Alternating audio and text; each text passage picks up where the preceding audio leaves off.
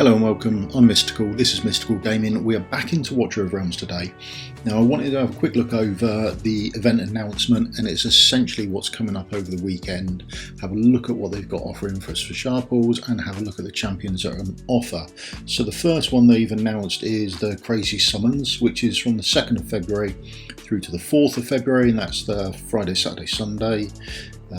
And probably off on the Monday morning. Now, details of the event. During the event, the base drop rates of heroes will remain the same, rarity will remain the same. However, the drop rates of all legendary heroes in Invocation of the Spirits and Divine Summoning will be doubled. It's pretty much normal nowadays on what they actually offer us. However, they do also have special Ancient Ink summoning on, and that is from the 3rd of Feb through to the 5th, so that won't start until the Saturday. It'll be the day after the normal double summoning event, which starts on the Friday.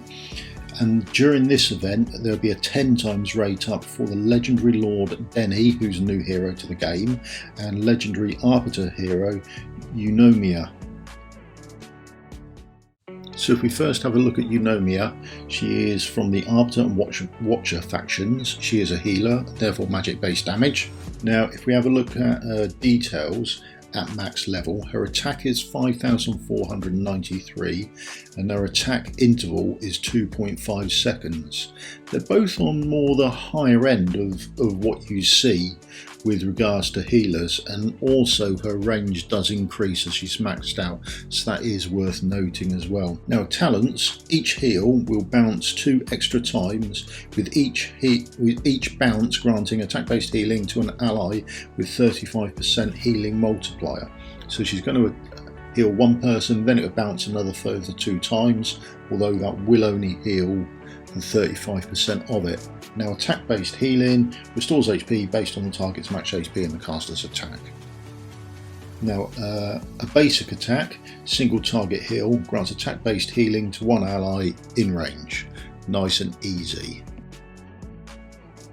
However, we then move on to her ultimate. Now her ultimate, Holy Light Euphony, when activated, increases attack speed by 100 and grants attack speed increase, which is attack speed plus 100, to all allies in range for 20 seconds.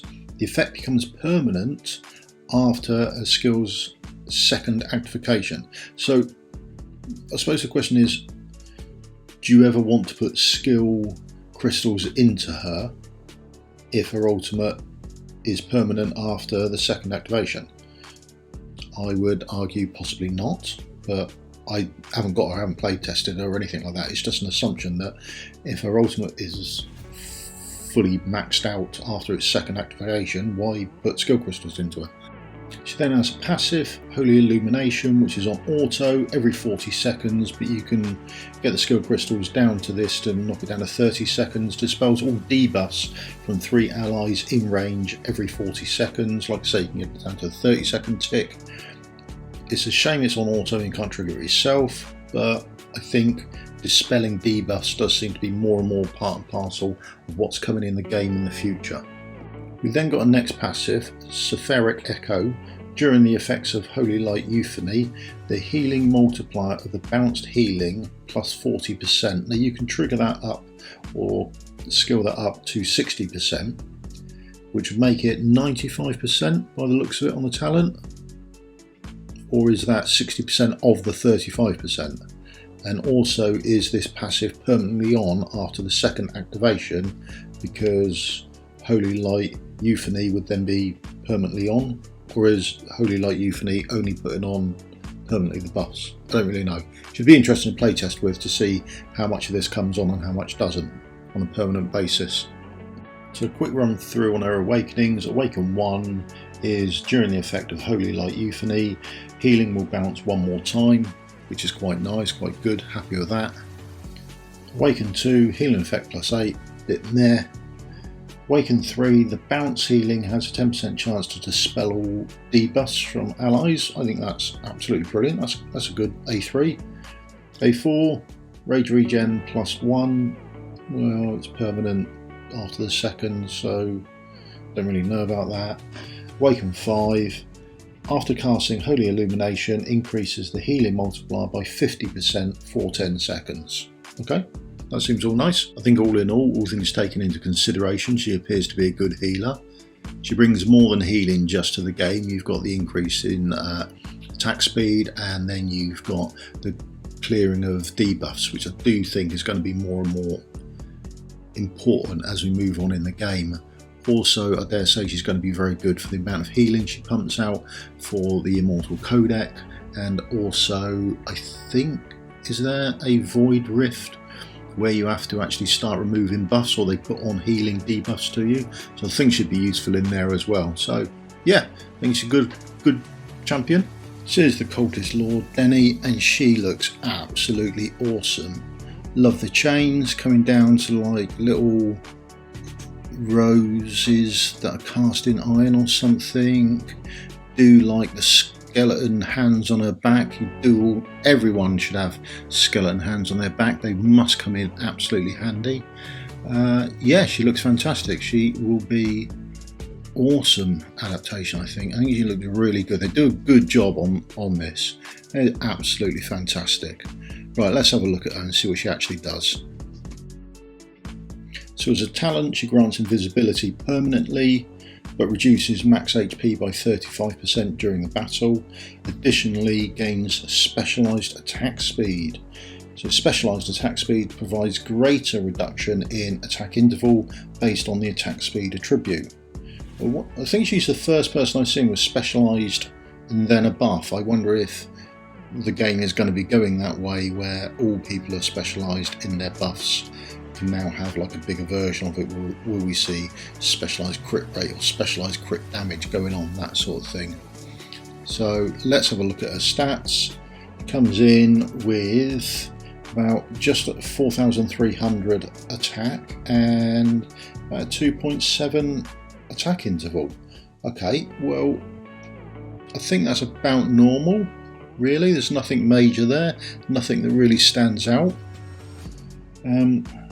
Basic attack, magic attack, inflicts slow, and slow, as we now know, movement speed minus 50% upon up to 6 enemies in range. Now her range is central to her and comes out from her. Then we've got our ultimate, Elegy of Ruin, which is a manual, so we can trigger it ourselves, removes invisibility temporarily and plays the Elegy of Ruin. Basic attack deals 170% damage to at most 10 targets in range instead. Inflicting slow, again that's the 50% decreased movement speed, and anti-healing on them. So unable to heal or unable to recover HP, anti-healing lasts for 2 seconds, although the ultimate does last for 15 seconds. This has got Gear Raid 1 written all over it, hasn't it, realistically? So that's the Elegy of Ruin. Then she's got a passive, Waltz of Doom. During the Elegy of Ruin, so that's during her ultimate, every time an enemy in basic attack range dies, increases attack speed by 14, stacking up to 5 times. The effect lasts until Elegy of Ruin ends. So Elegy of Ruin goes on for 15 seconds, but you can get it to, you can get the cap up by another 5, so that's 10, and you can get the speed up by another 6, so you can get it up to increase attack speed by 20, stacking up to 10 times, okay, if you fully skill her out. And then you've got her other passive, Twilight Convent. When invisible, reduces damage taken by 15%, which is nice. And then during the Elegy of Ruin, each time the hero attack restores 3% HP. And you can again up that, to damage reduction being 25%, and during the Elegy of Ruin, they would restore 5% HP. Now I unfortunately on this account have a habit of pulling healers, which is unfortunate because I would like the Cultist Lord actually. I think she's really good. I will pull for it at the weekend. I probably won't pull any other shards on the Friday, but on the Saturday I'm going to pull everything I've got, which is next to nothing, but I will pull them all and hope I get something decent out of that. But that's pretty much where I stand. My philosophy on pulling, on when you should pull shards, is whenever you like. So whenever it makes you happy, whenever it puts a smile on your face. If you want to do it for the dailies, go for it. If you want to do it midweek when nothing's on, go for it. And if you want to just go for broke because you're feeling bored and it's your birthday or something and you want to put a smile on your face, go for it. But bear in mind, you could get nothing. it doesn't overly bother me, as you just pull whenever you like. That's pretty much my philosophy on it. Now, that's about it from me today. A little short and sweet, and tomorrow we'll look at booking up some heroes. Thank you very much for your time, and I'll see you all later. Bye.